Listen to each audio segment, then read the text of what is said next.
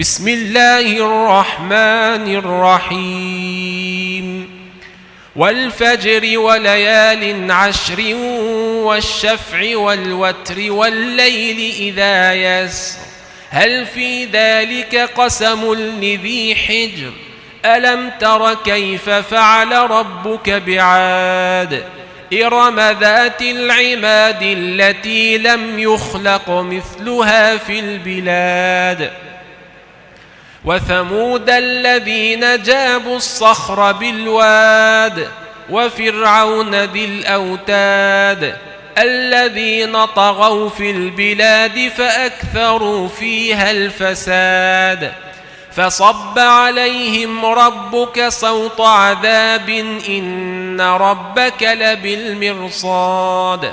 فأما الإنسان إذا ما ابتلاه ربه فأكرمه ونعمه فيقول ربي أكرمن وأما إذا ما ابتلاه فقدر عليه رزقه فيقول ربي أهانن كلا بل لا تكرمون اليتيم ولا تحاضون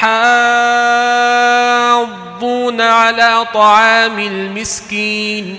وتأكلون التراث أكلا لما وتحبون المال حبا جما كلا إذا دكت الأرض دكا دكا وجاء ربك والملك صفا صفا وجيء يومئذ بجهنم يومئذ يتذكر الإنسان وأنى له الذكرى يقول يا ليتني قدمت لحياتي فيومئذ لا يعذب عذابه أحد ولا يوثق وثاقه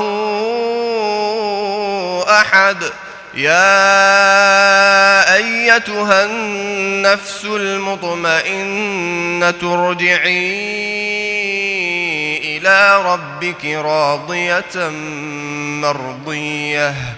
فادخلي في عبادي وادخلي جنتي